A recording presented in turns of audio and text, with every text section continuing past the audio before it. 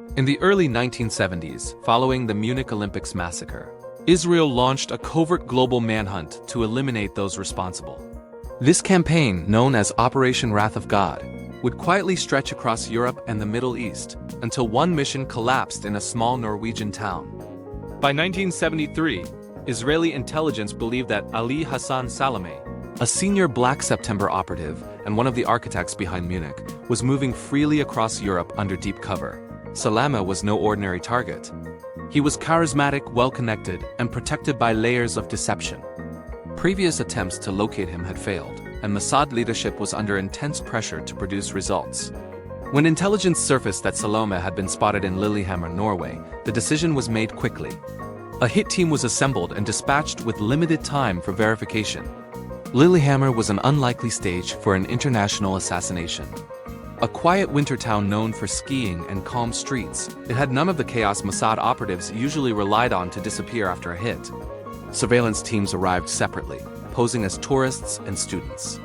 They rented cars, checked into small hotels, and began watching a man they believed was Salame. He walked openly through town, visited cafes, and lived an unremarkable life traits that, in hindsight, should have raised doubts. The man was actually Ahmed Bouchiki, a Moroccan-born waiter with no ties to terrorism. He worked at a local restaurant, was married to a Norwegian woman, and was expecting a child. But the Mossad team had convinced themselves they had their target. Confirmation bias took over. A female operative positively identified him as Salame based on photographs she had studied for years, despite visible inconsistencies. Field doubts were overridden by headquarters urgency. On the evening of July 21, 1973, the operation moved forward. As Bouchiki left the cinema with his pregnant wife, he was followed through the quiet streets. Near his apartment, two Mossad operatives approached from behind and fired multiple shots. Bouchiki collapsed and died almost instantly. His wife screamed for help as the gunmen fled into the night. What should have been a clean extraction unraveled within hours. The team made a series of fatal mistakes. Rental cars were reused. Hotel staff noticed unusual behavior. One operative was arrested after being followed by Norwegian police, who were already alert due to the rarity of violent crime in Lilyhammer. Under interrogation, she broke quickly. Names were revealed, addresses were exposed. Safe houses were compromised. Within days, Norwegian authorities arrested 6 Mossad operatives. They were found carrying false passports, coded notebooks, and large sums of cash. The illusion of invisibility was shattered. For the first time, a Western country publicly exposed a Mossad assassination team operating on its soil. Israel initially denied involvement, but the evidence was overwhelming. The arrested operatives were tried in Norwegian courts. Some received prison sentences, while others were quietly released years later under diplomatic pressure. Israel formally apologized to Norway and paid compensation to Bouchiki's family, but the damage went far beyond legal consequences. Operation Wrath of God was temporarily suspended. Internal investigations were launched inside Mossad, focusing on intelligence validation failures, command pressure, and the dangers of political urgency overriding operational discipline. The real Hassan Salame remained alive.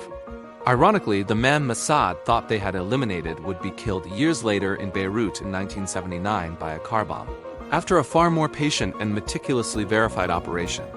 The Lillehammer Affair became a case study in intelligence failure. It demonstrated how even elite agencies could fall victim to tunnel vision, flawed human intelligence, and overconfidence. Surveillance without independent confirmation, reliance on single-source identification, and operating in unfamiliar environments all contributed to the disaster. Mossad rewrote parts of its operational doctrine afterward, placing stricter limits on overseas assassinations and improving verification chains. Internationally, the incident strained Israel's relationships with European intelligence services. Trust was eroded, cooperative channels were quietly restricted. Norway, a neutral country with no history of Middle Eastern violence, felt violated and humiliated. The affair forced European governments to confront the reality that foreign intelligence agencies were conducting lethal operations within their borders. The result of the Lillehammer Affair was not just the death of an innocent man, but a permanent mark on Mossad's legacy. It exposed the moral and operational risks of targeted killing programs and showed how intelligence work, when driven by vengeance and speed, can collapse into tragedy. While Israel continued its covert war against terrorism, Lilyhammer remained the operation that proved even the most secretive agencies could fail publicly, disastrously, and at the cost of an innocent life. The Lillehammer Affair stands today as a warning etched into intelligence history. Secrecy does not guarantee accuracy. Experience does not prevent error, and in the shadows of covert warfare, a single mistake can echo louder than 100 successful missions.